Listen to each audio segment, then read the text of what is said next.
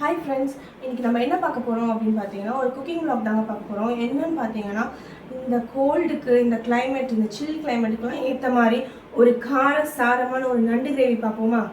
என் ஸ்டைலில் வாங்க பார்க்கலாம். அதுக்கு தேவையான என்னென்ன இன்க்ரீடியன்ட்ஸ்னு பார்த்துருவோமா? வாங்க. அதுக்கு நான் ஃபஸ்ட்டு வந்து 1 kg வந்து நண்டு, 1 kg நண்டு எடுத்திருக்கேன். அப்புறம் வந்து பார்த்திங்கன்னா ஜிஞ்சர் கார்லிக் பேஸ்ட்டு, அப்புறம் வந்து புதினா, கொத்தமல்லி, அப்புறம் வந்து பார்த்திங்கன்னா நான் வந்து ஒரு 3லேருந்து 4 வெங்காயம் எடுத்திருக்கேன். எனக்கு கொஞ்சம் கிரேவி நிறைய வேணுன்றதுனால நான் 3லேருந்து 4 வெங்காயம் எடுத்திருக்கேன். உங்களுக்கு கிரேவி கம்மியாக வேணும் அப்படின்னா நீங்கள் ஒரு ரெண்டு வெங்காயம் அந்த மாதிரி எடுத்துக்கோங்க. அப்புறம் வந்து தக்காளி மீடியம் சைஸில் ஒரு 2 தக்காளி எடுத்திருக்கேன். அப்புறம் வந்து காரத்துக்கு பச்சை மிளகா, நான் மிளகாத்தூளும் போடுவேன், ப்ளஸ் நான் பச்சை மிளகாவும் ஆட் பண்ண போகிறேன். பச்சை மிளகா வேணான்றவங்க காஞ்ச மிளகா கூட யூஸ் பண்ணிக்கலாம். அப்புறம் வந்து கருவேப்பிலை.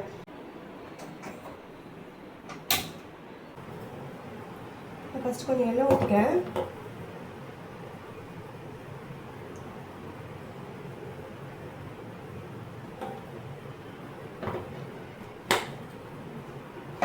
காஞ்சிருச்சு.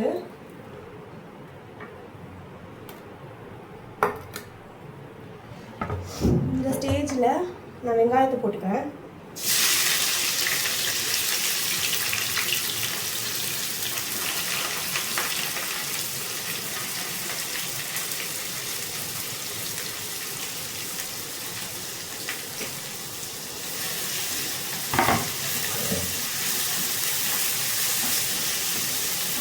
வெங்காயம் நல்லா கோல்டன் ப்ரௌன் ஆகணுங்க, நல்லா வதங்கணும்.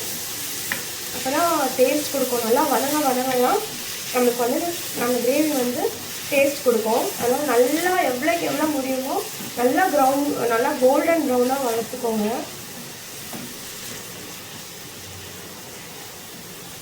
நான் வந்து கொஞ்சம் உப்பு போடுறேன், வதங்கிறதுக்கு கொஞ்சம் உப்பு போடுறேன். உப்பு போட்டால் கொஞ்சம் சீக்கிரம் வதங்கும். அதனால்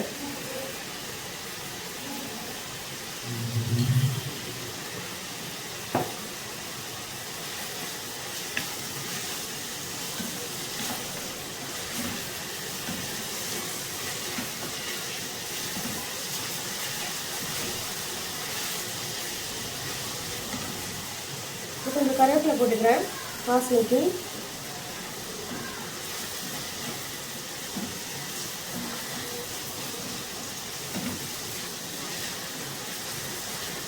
அதுக்கப்புறம் நம்ம வெட்டி வச்சுருப்போம்ல பச்சை மிளகா, அதை போட்டுக்கிறேன்.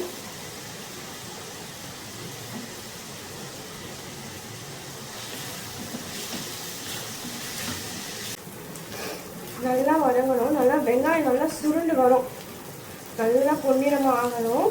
அந்த ஸ்டேஜ் வரைக்கும் நம்ம வந்து ஆனியனை வந்து வதக்கிட்டு இருக்கணும். அடி பிடிச்சிடாமல் பார்த்துக்கோங்க.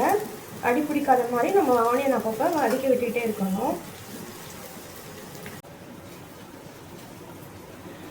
இந்த கிளைமேட்டுக்கு கோல்டு இருக்குது அப்படின்னா இந்த மாதிரி நண்டு கிரேவி வச்சு நல்லா சாப்பிடுங்க. நம்மளுக்கு ஏதாவது சளி ஏதாவது இருந்தால் கூட, கோல்டு ஏதாவது இருந்தால் கூட நம்மளுக்கு வந்து போகும். அதாவது கொஞ்சம் தேவலாக கேட்கும். ஸோ அதனால் வந்து இந்த மாதிரி சீசன் டைமில், மழை பெய்கிற டைமில் கோல்டு இருக்குது அப்படின்னு நீங்கள் ஃபீல் பண்ணிங்கன்னா நண்டு வச்சு கிரேவி பண்ணி சாப்பிடுங்க, இல்லை சூப் பண்ணி சாப்பிடுங்க. சூப் கூட எனக்கு தெரியும், நான் ஒரு நாள் உங்களுக்கு அது கூட பண்ணி காட்டுறேன், நண்டு சூப்பு.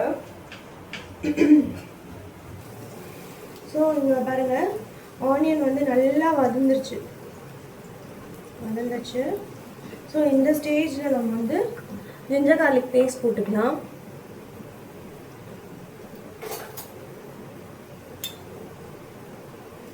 ஒரு 2 ஸ்பூன் அளவுக்கு ஜிஞ்சர் கார்லிக் பேஸ்ட் போடுறேன். ஜிஞ்சர் கார்லிக்கோட ஸ்மெல்லோட பச்சை வாடெல்லாம் போடும், அது வரைக்கும் நல்லா வதக்கிக்கோங்க.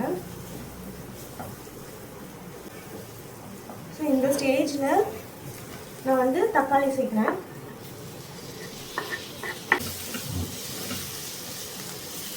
ஸ்மாஷ் ஆகும் தக்காளி. ஸோ அதுக்கு நான் என்ன பண்ணுறேன்னா கொஞ்சமாக உப்பு சேர்த்துட்டு திருப்பி நான் கொஞ்சம் மூடி வைக்கிறேன். ஏன்னா கொஞ்சம் உப்பு சேர்த்து மூடி வச்சோன்னா டக்குன்னு வந்து தக்காளி வதங்கிடும், நல்லா மசிஞ்சிடும். ஒரு 1 minute வந்து நான் வந்து தக்காளியை வந்து மூடி வச்சு குக் பண்ண போகிறேன். வாங்க இப்போ வெந்துருச்சான்னு பார்ப்போம். தக்காளி இந்த தக்காளி நல்லா வெந்துருச்சு. இந்த ஸ்டேஜில் கொத்தமல்லி, கொஞ்சமாக புதினா சேர்த்து மிக்ஸ் பண்ணிக்கிறேன்.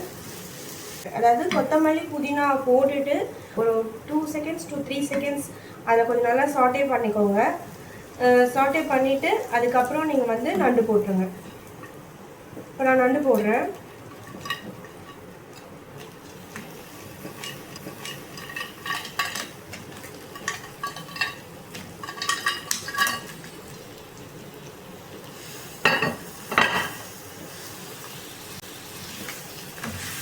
நல்லா ஒரு மிக்ஸ் கொடுத்துக்கோங்க.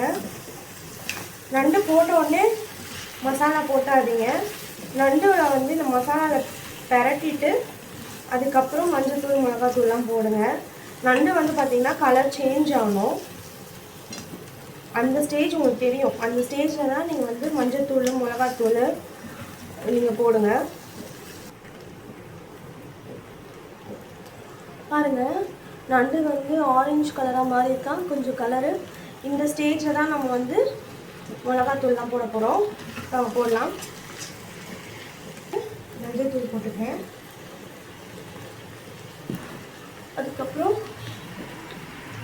மிளகாத்தூள் ஒரு 2 ஸ்பூன் போடுறேன். ஏன்னா வந்து நண்டுக்கு மெயின் இன்க்ரீடியன்ட் வந்து டேஸ்ட் கொடுக்கறது வந்து பார்த்திங்கன்னா அந்த பெப்பர். நான் பெப்பரும் போட போகிறேன். ஸோ அதனால் காரம் அதுக்கேற்ற மாதிரி நான் போடுறேன். நான் ஒரு 2 ஸ்பூன் போட போகிறேன்.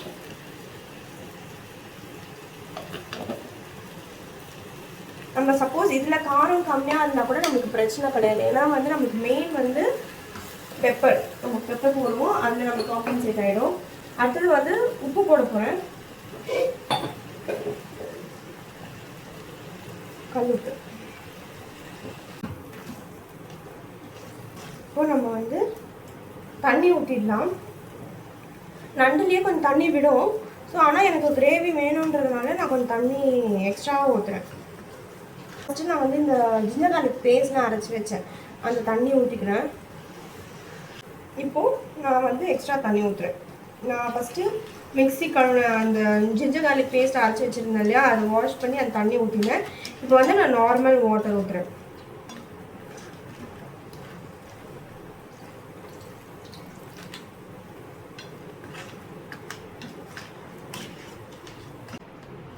இந்த வீட்டில் வந்து பார்த்திங்கன்னா இந்த மாதிரி நண்டு கிரேவியாக இருந்தாலும் சரி, சிக்கன் கிரேவியாக இருந்தாலும் சரி, மட்டன் கிரேவியாக இருந்தாலும் சரி, ஒயிட் ரைஸ்க்கு நாங்கள் அதுவே போட்டு செஞ்சிடும். அதனாலே நாங்கள் என்ன பண்ணுவோம்னா கிரேவியை வந்து அதிகமாக ஆக்கிடுவோம்.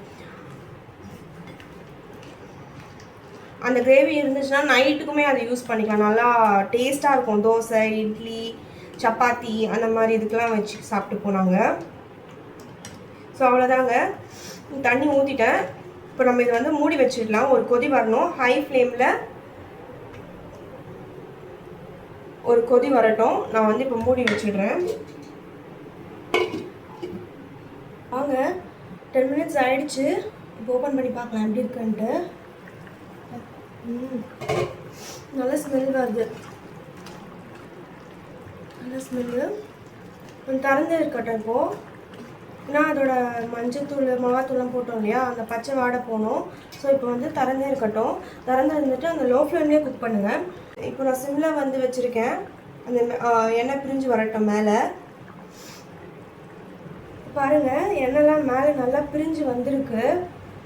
தெரியுதா? பார்த்தீங்களா, எண்ணெய்லாம் நல்லா மேலே பிரிஞ்சு வந்திருக்கு. இந்த ஸ்டேஜில் ஒரு மிக்ஸ் கொடுத்துட்டு, உங்களுக்கு பார்க்க தண்ணியாக இருக்கிற மாதிரி இருக்கும். நம்ம பெப்பர்லாம் போட்டுட்டு இறக்கும் போது கரெக்டாக இருக்கும்.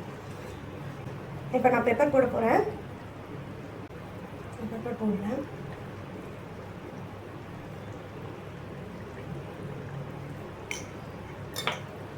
உங்கள் காரத்துக்கு ஏற்ற மாதிரி கூட்டி குறைச்சி அட்ஜஸ்ட் பண்ணிக்கோங்க. பெப்பர் போட்டு ஒரு மிக்ஸ் கொடுத்துக்கோங்க. மிக்ஸ் கொடுத்துட்டு ஒரு நிமிஷம் விட்டுருங்க. பெப்பர் போட்டு 1 நிமிஷம் ஆயிடுச்சு. நம்ம இப்போ வந்து கொஞ்சமாக கருவேப்பிலை,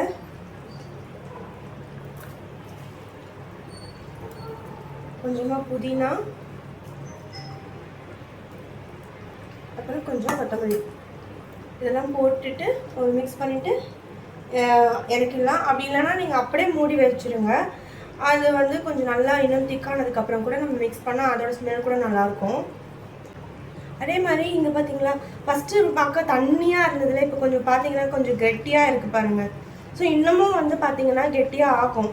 நம்ம கொஞ்சம் ஆற இன்னும் கொஞ்சம் வந்து கெட்டியாகிடும் கிரேவி. அதனால் நீங்கள் வந்து தனியாக இருக்குன்னா ஃபீல் பண்ண வேணாம். ஸோ அது வந்து ஆற கெட்டியாகிடும். ஸோ அவ்வளோதாங்க நம்ம நண்டு கிரேவி முடிஞ்சிச்சு. இப்போ நான் ஸ்டவ் ஆஃப் பண்ணுறேன். அவ்வளோதாங்க நம்மளோட நண்டு கிரேவி முடிஞ்சிச்சு.